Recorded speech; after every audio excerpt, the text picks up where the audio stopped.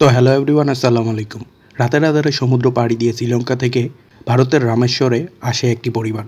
ধারামদাস, তার ওয়াইফ সিমরান ও তাদের দুই ছেলে। শ্রীলঙ্কার অর্থনীতি ধসের কারণেই কাজের সন্ধানে মূলত তাদের দেশ ত্যাগ করে ভারতে আসা। দুর্ভাগ্যজনকভাবে তারা ভারতের মাটিতে পা দিতে না দিতেই পুলিশের হাতে ধরা খায়। সহজ সরল ধারামদাস সাথে সাথেই পুলিশকে সত্য কথা বলে দেয় যে তারা শ্রীলঙ্কা থেকে এসেছে এবং তাদের এখানে আসতে হেল্প করেছে তার শালা, মানে তার ওয়াইফ সিমরান এর বড় ভাই প্রকাশ। প্রকাশও একসময় শ্রীলঙ্কা পাড়ি দিয়ে ভারতে আসে কাজের সন্ধানে। তো শেষমেশ ধরা খেয়ে সবাই পুলিশের আন্ডারে চলে আসে।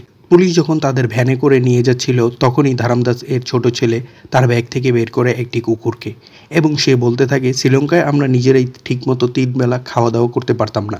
আমি আপনাকে আমার কুকুর জেনিকে দিয়ে দিতে চাই, যাতে আপনি জেনিকে ভালো মন্দ কিছু খাওয়ান। পুলিশ অফিসার ছোট্ট বাচ্চার কথা শুনে হয়ে পড়ে সেন্টি। অফিসার জিজ্ঞাসা করায় বাচ্চা ছেলেটি বলে তার নাম আকাশ। তারপর পুলিশ অফিসার আরও সেন্টি হয়ে পড়ে, এ তো তার ছেলেরই নাম। এত সুন্দর একটা পরিবার যারা অভাবের তাড়নায় কাজের সন্ধানে এখানে এসেছে, তাদের কিভাবে ফেরত পাঠানো যায়?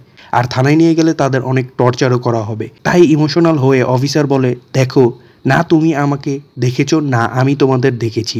এই সব কথা বলে পুলিশ অফিসারটি তাদের ছেড়ে দেয়।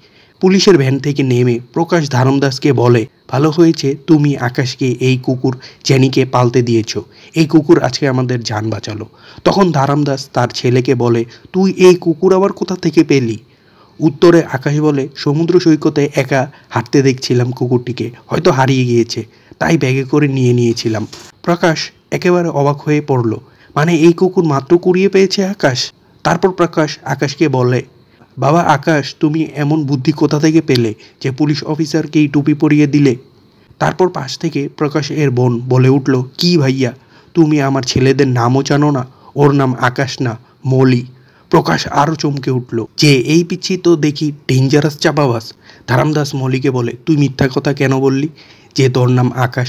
উত্তরে মলি বলে, আমি দেখলাম পুলিশ অফিসারের হাতে ট্যাটু করা আকাশ, আর তার ব্যাজের মধ্যে লেখা ভাইরাবা। তো সিম্পল বিষয়, আকাশ তার ছেলের নাম হবে, তাই এমন বলা। আমি যদি এমন মিথ্যা না বলতাম তাহলে কি তারা আমাদের ছাড়তো? প্রকাশ সহ সবাই মৌলির এমন চাকলুসি দেখে থ হয়ে তাকিয়ে রইল তার দিকে। তারপর প্রকাশ ধারামদাস ও তার পরিবারকে নিয়ে এলো কেসবা নামের এক কলোনিতে। এই কলোনির বৈশিষ্ট্য হলো এখানে সবাই নিজ নিজ ব্যস্ততায় বেকুল থাকে, কেউ কারোর সাথে মিশে না, আলাপচারিতাও করে না। তাই প্রকাশ জেনে শুনেই তার বোনের ফ্যামিলিকে এই এলাকায় নিয়ে আনে, কারণ কারোর সাথে কথা না বললেই তো কেউ তাদের শ্রীলঙ্কান অ্যাসেন্ট জানতে পারবে না, আর কেউ যদি জানতে পারে তারা শ্রীলঙ্কান তবে তো তাদের পুলিশ দিয়ে ধরিয়ে দিতে পারে, তাই না?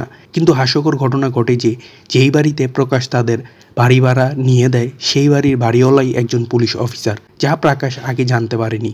তবুও তারা কোনো রকমভাবে বিষয়টি কন্ট্রোল করে এগিয়ে যেতে পারে। তারপর প্রকাশ তার বোন ও তার পরিবারকে উপদেশ দেয় যে কারোর সাথে কোনো কথা বলো না এই এলাকাতে, এটাই তোমাদের জন্য ভালো হবে। এমন টাইপের উপদেশ দিয়ে প্রকাশ বিদায় নেয়। তারপর ধারামদাসের যেই উদ্দেশ্যে আসা কাজের সন্ধানে, সেই উদ্দেশ্যে বেরিয়ে পড়ে সে। পাশের এক বাড়িতে ড্রাইভার প্রয়োজন এমন বিজ্ঞপ্তি দেখে সে পুরো শহর ঘুরে বেড়ায় আর সব এলাকা চিনে নেয়, কারণ কাজের প্রতি ধারামদাস অনেক ইচ্ছুক।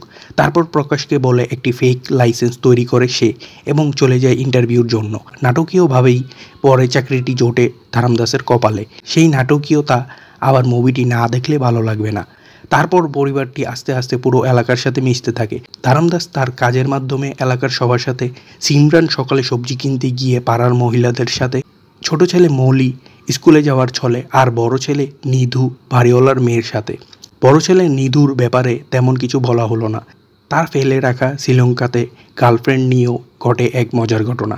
তারপর ধীরে ধীরে এলাকার সবাই বুঝতে পারে যে তারা শ্রীলঙ্কান, কিন্তু কারোই তাদের প্রতি কোনো আপত্তি থাকে না যে তারা শ্রীলঙ্কান, ইভেন তাদের বাড়িওয়ালা পুলিশ অফিসার সহ। এভাবেই ভালোভাবে দিন কাটতে থাকে তাদের।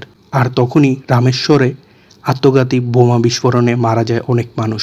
পুলিশ লিড পায় শ্রীলঙ্কা থেকে আসা কিছু মানুষেরই এই টেরোরিস্ট বোমা হামলা।